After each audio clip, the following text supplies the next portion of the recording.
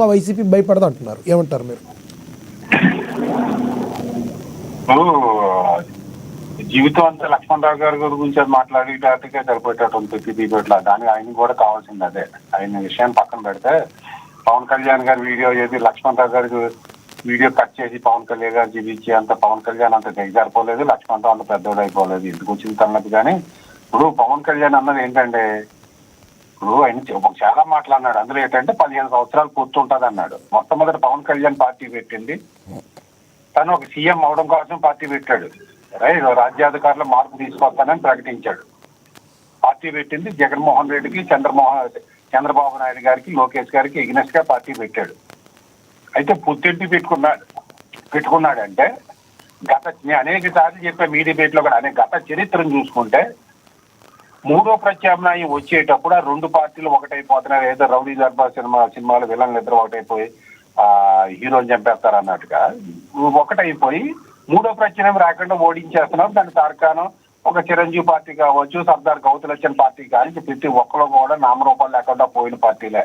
ఇవాళ 10-12 సంవత్సరాల నుంచి బతుకున్న పార్టీ ఏది ఉందంటే జనసేన పార్టీ ఏకైక పార్టీ. అది పవన్ కళ్యాణ్ గారు వ్యూహాల వల్ల జనసేన అభిమానులు కొంతమంది రాజకీయ విశ్లేషకులు అంటారు.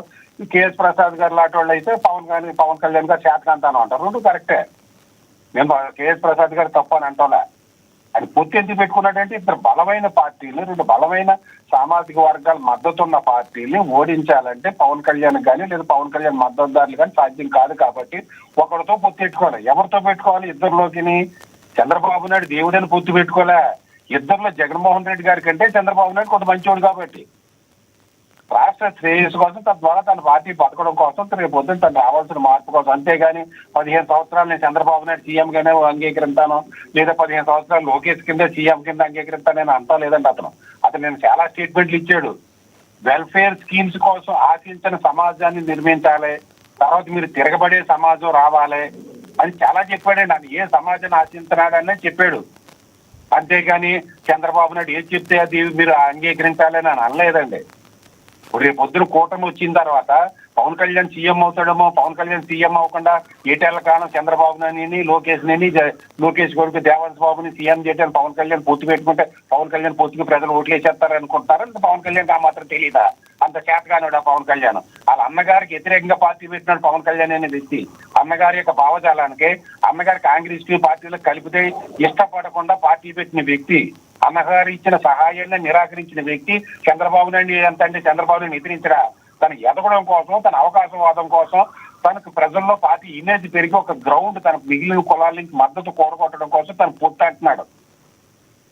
ఒక ఇద్దరు బలమైన ప్రత్యర్థులు, ఒక బలమైన ప్రత్యర్థి బలహీనం అవుతే ఈ రెండో ప్రత్యర్థితో డైరెక్ట్ గా పోటీ చేయని వ్యూహాన్ని అవన్నీ పవన్ కళ్యాణ్ గారు చెప్పకపోవచ్చు, పవన్ కళ్యాణ్ గారు మద్దతుదారులు చెప్పవచ్చు. నాకున్న అవగాహన ద్వారా చెప్తున్నాను.